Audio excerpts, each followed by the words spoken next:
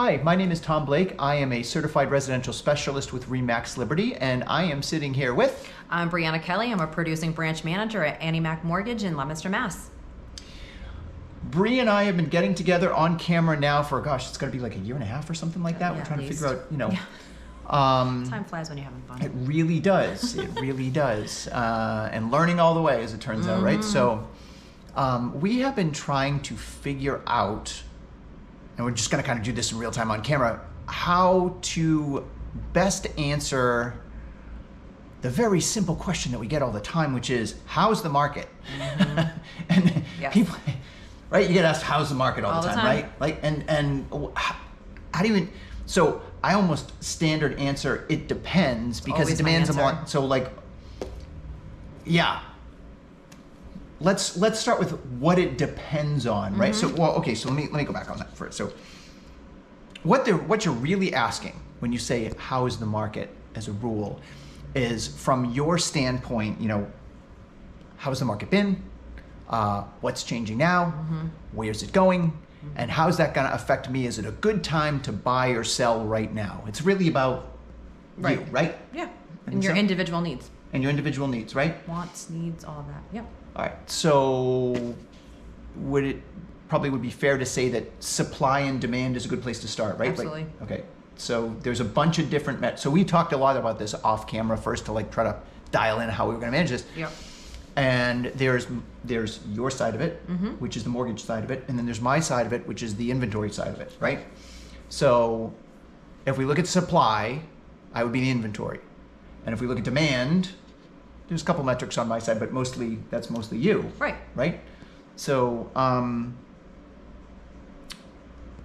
what do you want to talk about? So I've got this lovely set of, do you want to look at the demand metrics? Do you want to talk first? Do you want me to talk first? Yeah, so if we talk about demand, it has to do with, we talked about before, everybody's individual want, needs, and things like that. So a lot of things that we look for demand is how many people are in the market that want to purchase, how many people can purchase, which is very important. So we look at things like, we have metrics internally that we look at how many credit pulls have been done, how many pre-approvals are out there, how many qualified pre-approvals, because just because there's a number of applications coming in doesn't mean that everybody qualifies or qualifies for the amount of the type of property they want to purchase. So for example, that's a big part of it. Right. Yeah. So for example, if you're in the market and you want to buy a certain type of property, but I can only pre-approve you for a certain dollar amount, and that those specifications don't exist for that property, you're going to run into an issue. So for example, I want to buy I want to buy a $500,000 house, but my budget is $350,000. Can I chime in on that one? Of course. Yeah. So there's definitely a buyer mismatch in terms of their understanding of, right, like what buys what, right? Exactly. So what you really want is a colonial with 3 bedrooms and 2 bathrooms and a garage, maybe a 2-car garage, and you need to be able to afford that, right? That's important, right? Correct. So mortgage applications, are you seeing more qualified mortgage applications at the moment than last year? Oh, yes, absolutely. I do feel like, well, I'm going to actually preface it with 2 pieces of information on that. Okay. Because we've had an influx, we talked about this quickly, but there's been some media out there regarding the $25,000 down payment assistance with mass housing, which has created an influx of applications for people that want to be able to try to utilize that. Unfortunately, with that comes with, greater application volume, but also maybe less qualified in that bracket. And it's not anything to do with maybe that they're not qualified in general. And some of them are, unfortunately, we work through that process, but it's also the conversation of, you want to qualify for what we just talked about. You want a $500,000 house, but you qualify for a $350,000 house. Right, okay. So yes, I've definitely been seeing an uptick in applications. Part of it is too, the rates are we'll touch upon that too, but the interest rates are still down from where they were before. So yeah, technically, so it's interesting, right? So we're hearing all this information coming at us from a national level about how expensive everything. You're seeing it at the pump right now, right? Gosh, there's people are feeling squeezed right now, and interestingly, like nationally right now, mortgage applications are up. Yep. And rates are down year over year. Like it's actually Correct. less expensive to buy a house right now, but all the ancillary costs, right? So Yes. And I mean, that's a big part of that conversation is because when we start talking numbers, we were talking about this before. So just because you qualify for A doesn't mean you want to spend that. right. Right. And then you have the other side of it is what are the different costs that are going to be could shift within that purchase. Yeah. You know, homeowners insurance, the HOA fees for condos or things like that. So all of these things that kind of factor in to that entire amount of the demand, right? So Right. the demand for what type of properties, where are the properties? That's definitely something that we've been seeing. And you know, I got to tell you, the last few months, I've done ton first-time home buyers. First time, really, a lot of first time home buyers, First-time really. home buyers, and it wasn't like that for a while, or wasn't first-time home buyers that were younger. And that sounds because the average age of someone purchasing a home is like in their 30s at this point. So a lot of these were 25 and under. No kidding. That's interesting. And were they using the down payment Yes, assistance some of the program? down payment, they were using the Okay. down payment assistance, but they didn't necessarily need it. They were able to take advantage of it though. Huh. Yeah. Okay, so this is an interesting, like, forward-looking dynamic right now. So she's seeing an influx of younger buyers. Just for fun, can you share like what kind of price ranges they're thinking about? About 350 350-ish? to 400. Okay. Yeah. And it's 100% a starter home. They were definitely further west. Further west. Correct, than like Westminster, for example. So there was definitely that. So locale was definitely a factor. Huh. And there were also houses that maybe needed some more TLC. So a lot of these properties were attached to maybe someone elderly moving out of a house that was, trying to sell estate, right. some of these things. So there's definitely some factors in that, but it was also a lot of conversation about the younger the younger people that were purchasing trades. They were all in the trades, most of them. Huh. Right? So that's interesting. So it's being offset by a person who would be qualified to own a distressed house. Correct. That's interesting. Okay, that's really interesting. Yeah, a distressed house with the side of making decent money, not with a ton of college debt. So it's a weird shift because that's probably the last 5 years that I have. It's been different. It was definitely people coming out of college, making money, but the college debt was offsetting so much of what their income was. Yeah, they also couldn't turn a screwdriver. They were looking for. I might have one of those children, but that's. Yeah. No, there was a real drive and a real premium paid for move-in ready. Oh yeah. 100%. Yeah. And I think that's why the average age was higher because they didn't have the ability to fix it. Okay. Or the want.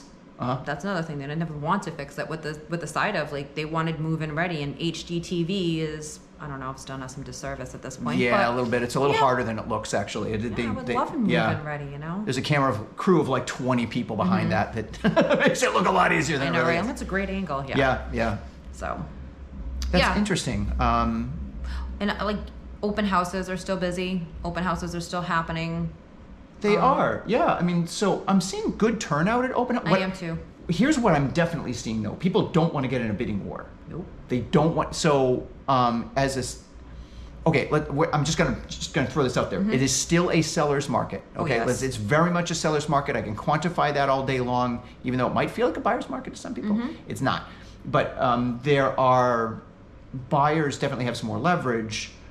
They are also being much more careful, yes. right? So yes. if they go to an open house and they see 40 people at that open house, the people that are unusually qualified for that, unless they desperately want that house, are going to lay back and see if it goes off the market in 15 seconds because they don't want to overpay for it. Absolutely. They're waiting. Oh yeah, I'm seeing it. And they'll even call me and be like, hey, you ran numbers for me because I have conversations before people go look. And they were like, yeah, there were like 40 people in there. I'm not even bothering. Yeah, we're not even bothering, right? And I'm like, okay, yeah. Yeah. And they'll wait. They will. Say that there was 40 people in there and there was no offers, or for whatever reason it fell apart. Then they'll go back and think about it. As your agent, if I was representing you as a buyer right now, from a strategic standpoint, I would absolutely be recommending that you look for houses that have been on the market for 2 to 3 weeks. Absolutely. Yes. Yep. And there's definitely, it's still a seller's market, but there's definitely more I don't know, there's like more equal participation in how that is negotiated. Without a doubt. And so you might so we're so used to a seller's market where sellers can just like throw out any number like they're just like like it's confetti, and they say, yeah, absolutely, I'm gonna get $50,000 over this in 10 seconds, right? So not so much anymore.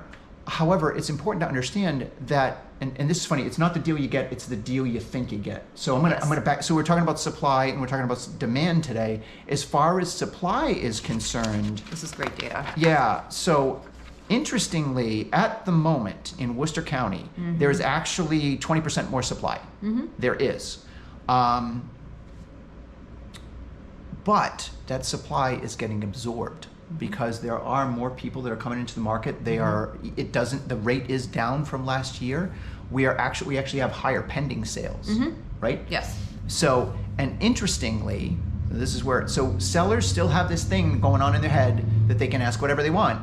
And statistically, and actually the number very specifically here is 21.69%, but usually it hovers around 30%. Usually 30% of listings need a price change before they actually sell, which means currently sellers feel confident enough to go out there and say, I want X, let's see if we can get it. Still knowing that their property is eventually going to sell. Right. Right? And right now, on the it's only the 36 days on market, right, to offer. So the average house is gone in about a month, a little bit more than a month, right? That is not your daddy's market from pre-COVID at all. It could have been 6 months to a year before you saw one person come through the house, right? Oh, and that's also not what you're hearing on the national news, which is very important. So like, a lot of the time will people like, well, I watched, Good Morning America this morning and they said that this is this. And I was like, So, and we've talked about this before. New England has its own market. It does. Massachusetts we are pretty insulated. We are. And we definitely have our own dynamic and how that works. Yeah. So If you look at the Case-Shiller index, I think it is, there's only 7 years out of the last like 96 or something stupid that we have actually gone down, and down wasn't much, and it was 5 of those years happened in the credit crisis, and all of those, you can speak to this, right? So with the revisions in how credit's managed and how pre-approvals go, like the foreclosure rate right now is like 2%. So let's be very clear, everybody, there's no crash coming. No. There's no glut of incredibly cheap inventory. You don't want that anyway, because if that happens, the house that you're currently in plummets in value too, and it tanks the economy. You don't want that to happen. No. Don't wish for that. It's not good. No. That also means there's some auxiliary things happening too, like job losses and things like that. So we are seeing some of that. We are seeing some of that. Absolutely. Yeah. But overall, I mean, the inventory is remaining quite strong and pretty consistent with last year. The interest rates are better than last year. The days on market are pretty similar. Now, this is an interesting statistic, right? So the original average list price right now in Worcester County is $633,000-ish, right? And last year it was $628. So that's pretty consistent, but they're still asking more, right? They're still asking more. And the closeout price, the average sale price, is still $10,000 higher than it was last year. It's actually $565. So note that number, right? So the average original list asking price is what, $60,000 above what they actually sell for, right? So they tend to go pending, interestingly, at $577, right? So that means that the $633,000 house comes back to about $577,000, and then there might be $10,000 in concessions. Yes, concessions are back on the table, everybody. Yes, they are. To settle out at $565. So buyers definitely have some leverage in this market. They're not throwing contingencies out. They're not buying it without a home inspection. They're not waiving mortgage contingencies. They don't have to. A smart buyer has a distinct advantage against a greedy seller right now. Correct. They do. Correct. And a smart seller has a great, pool of people to play with if they want to. Exactly. So I think it's not balanced yet because it's still a seller's market, but there is a little bit more, I feel like. Negotiation. Yeah. Yeah. Versus, I mean, she's during COVID. I'm like, they just throw the kitchen sink at that They transaction did. and They just. did. It was nuts. And unfortunately, what's starting to happen now is like I'm some of the people that like they bought houses back then. They're like, man, I probably should have had a home inspection, but they weren't getting offers accepted with that. Now they have to have right. That the rules have changed on that. The rules, yeah, that's a completely different story. That's another video. That's right? another video. Yeah. Yeah. But it's not a bad thing. It's not a bad thing. I think that it's a fair thing. It's a fair thing. It's a fair and I think thing. it's an education thing, and I think that's really important. I completely agree. Mm-hmm. I completely agree. Yeah. If you live in Massachusetts, you are entitled to a home inspection. A Mm-hmm. seller cannot, and some people may not know this, you cannot accept an offer without offering the buyer a home inspection of your home now. Yep. Can't. Yep. So, we are going to be exploring how's the market probably over the next 3 or 4 videos, like try to really dial it in, Right. and then maybe highlight some specific metrics along the Absolutely. way. Brie, so if you were to look at the demand metrics, so we're looking at demand metrics of pending sales, mortgage applications, mortgage pre-approval volume, Yep. showing activity, and open house traffic. Of those things, like if you were to highlight something right now, is there anything that sticks out in your head that you see as most pertinent? I think everything is busy. Everything's busy. Okay. And that's the best way I can describe it. Like, Okay. I feel like mortgage applications are up. I feel like the pre-approvals are up. I feel like the people vetting the numbers are up. Okay. So, but also the open houses that I've helped out at, it's been busy. Yeah. And again, I will say, like, depending on the tier of what you are in purchase price range, 100%. that does Yeah, make a difference. That does make a big difference. But I did one not that long ago, and it was a higher price property, and it was actually still very busy in there. So the market is still driving people to look to buy and sell. And it was kind of that conversation. This particular one of the people that came through was like, yeah, I want to sell my house and I want to buy this house. Yep. And again, it has to do with, is your family getting bigger? Are you downsizing? Do you need to move for work? Do you just... there's all kinds of reasons. So there's all these Baby. different reasons. Oh yeah, yep. So I think, the demand is always going to be there for different reasons. Yeah. But I find that people are just resolute with kind of what's been going on with mortgage rates, and they're like, listen, the rates are going to be the rates. And then you go and, you're renting a property. Yeah, that's another thing too. Like so the rates aren't coming down anytime soon. No. They really aren't. Actually, we're very, very lucky at the moment that the rates aren't 7.5. Because if the mortgage spread was what it was a year ago, Yes. and the year before that, It we would be at like 7.5 or 8% right now. Again, so yep. We're actually really lucky with what's happening in the current economy in crazy terms as of the that rates sounds, being, yeah. capped under that 6.75 mark. Correct. It really is. Yep. I mean, sorry, I just went off topic. I'm the No, but inventory that's guy. true. Sorry about that. No, but that's right. That makes sense, though. But that also drives inventory, It drives right? inventory. Because people are like, you know what? Forget it. I The can rates afford aren't it. going to come down. Right. I'm going to sell my house. I need to do this. That's right. That's right. They're resolute, like what Brie just said. Yeah. They're getting not to the point. waiting. They're not waiting anymore. Yeah. Certainly, the fact that it spiked from 6.25 or whatever it was, and closer to 6 up to that 6.75 mark, Right. definitely slowed things down a little bit. It did. Backed people off some. It did. Yeah. But I also had those same people in the market. They was like, oh, maybe we'd adjust the purchase price a little bit higher. Yeah. And then they were like, we'll go back to where we were. And some people were like, you know what? We'll be okay. Yeah.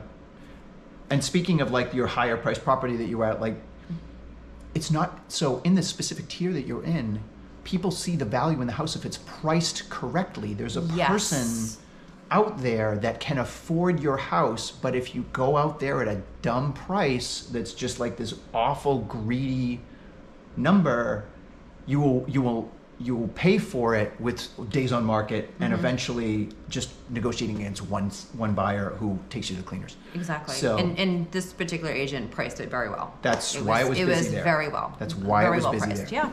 And I also think, we've talked about this before, but also Yep. dealing with experts in the field, you want to make sure that you have yeah. people that are also going to give you sound advice. Yep. So when you are listing a property or looking to put an Yep. offer on a property, they're giving you the data. Yeah. And we were saying this earlier, like at the end of the day, facts don't have feelings. Yes, They do not. yes, this job has a lot of very feelings, emotional, very but you emotional need job. the facts to be able to make the That's right. decisions behind buying, selling, and all of the things. So You do. it's very important. I think that's really well said, and I think since we're at the 20-minute mark, that's a really good place. Should we leave it there? Sounds good to me. Yeah. Oh, we have so much information to share in different times, so be here all day. Yeah, we could. And excuse my mom outfit for the day. My daughter had a baseball game that we went to, and I got to chaperone with her. Many screaming children all at once. I was like, oh, shucks, I have to go home now. She wears many, many hats, in a good, yeah, that's a good thing. Yeah, So. but at least we talk about the dynamic, right? We kind of get the best of the both worlds of being real life people that live in this community and understand what's going on behind it. So, yeah. Yes, we do. Yes, we do. Thanks for listening. If you got all the way to the end of this, go ahead, introduce yourself again. Make sure. I'm Brieanna Kelley with Annie Mac Mortgage, and my information will be below. And my name is Tom Blake. I am with RE/MAX Liberty. I'm a certified residential specialist, and I will also have information down below in the comments. Thanks so much for listening. Thank you. See you next week.